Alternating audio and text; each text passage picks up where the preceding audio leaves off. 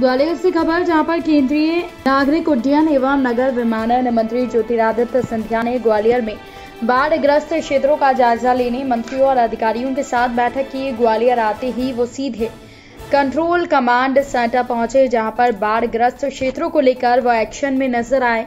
रात भर में डेटाबेस तैयार करने के उन्होंने निर्देश दिए। उन्होंने कहा कि प्रधानमंत्री मोदी ने जो जिम्मेदारी मुझे दी है, उसके लिए मैं 24 घंटे कार्य करूंगा। उनके विश्वास पर खरा उतरना और देश की जनता के विश्वास पर खरा उतरना मेरा लक्ष्य है। 8 जिलों के 8 डैशबोर्ड बनाने की बात कही। ग्वालियर चंबल संभाग के सभी डेमो की जानकारी हर 2 घंटे के बाद अपडेट करने को कहा। एनडीआरएफ, एसडीआरएफ, सेना हेलीकॉप्टर के साथ पूरे अमले को 5 दिन तक स्टैंड बाय मोड पर रखने को कहा। कल से 6 जिलों का दौरा सिंधिया करेंगे। बैठक में ग्वालियर के प्रदेश के जल संसाधन एवं प्रभारी मंत्री तुलसी सिलावट और ऊर्जा मंत्री प्रद्युम्न सिंह तोमर मौजूद थे और कलेक्टर कौशलेंद्र विक्रम सिंह ने सिंधिया को बाढ़-ग्रस्त क्षेत्रों में चलाए जा रहे राहत कार्यों और नुकसान के बारे में जानकारी दी। साथ ही ग्वालियर चंबल अंचल में आए जलप्रदाय के बाद अब प्रदेश में सियासत की बाढ़ आ गई है। शनिवार को प्रदेश के पूर्व मुख्यमंत्री कमलनाथ ने दतिया, शिवपुरी, श्योपुर में हवाई दौरे के दौरान भाजपा सरकार को कोसा, तो उसके जवाब में केंद्रीय उड्डयन मंत्री ज्योतिरादित्य सिंधिया ने पलटवार कर कमलनाथ को आड़े हाथों लेते हुए कहा कि सत्ता के दिनों में कमलनाथ 15 महीने में कभी जनता को देखने नहीं गए, अब हवाई दौरा कर दिखावा कर रहे हैं। ज्योतिरादित्य सिंधिया ने ये बात ग्वालियर में बाढ़ पीड़ितों के से मिलने जाने के पहले कही।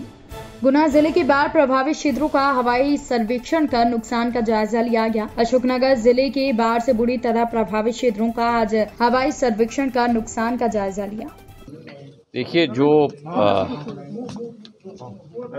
आपदा आई है हमारे पूरे ग्वालियर चंबल संभाग पर, ये कल्पना से परे है।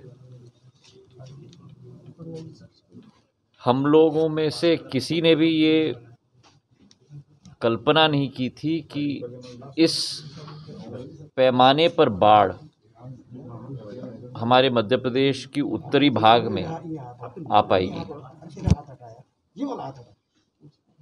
जितनी हानि हुई है,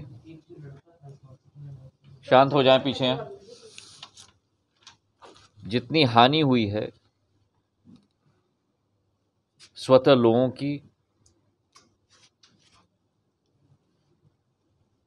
जितना हम कहें वो कम है। लोगों की जानें गई हैं, माल हानि हुई है, घर की हानि हुई है, फसल की हानि हुई है, पशु की हानि हुई है। और जो दृश्य हमने देखे हैं, हमारी पूरी कोशिश रही है केंद्र और राज्य सरकार दोनों मिलकर एकजुट होकर जनता की सेवा में लगें। 1:15 बजे मैंने निर्देश दिए थे कि एक डैशबोर्ड बनना चाहिए।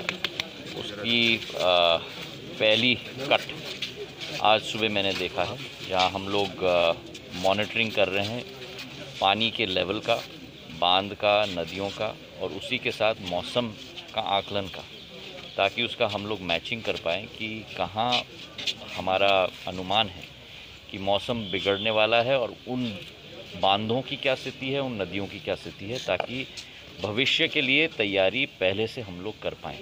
नंबर 1। नंबर 2, जो राहत के लिए मैंने कहा है कि एक पूरी मैपिंग की जानी चाहिए कि राहत, अनाज, संसाधन, घर किस पैमाने पे जल्द से जल्द हम लोग दे पाएँ। आज अनाज रवाना किया है हम लोग ने श्योपुर के लिए, ग्वालियर ग्रामीण के लिए, और उसी के साथ जो तीसरी पहल है कि अधोसंरचना में जो डैमेज हुआ है उसे कैसे जल्द से जल्द हम लोग ठीक कर पाएँ।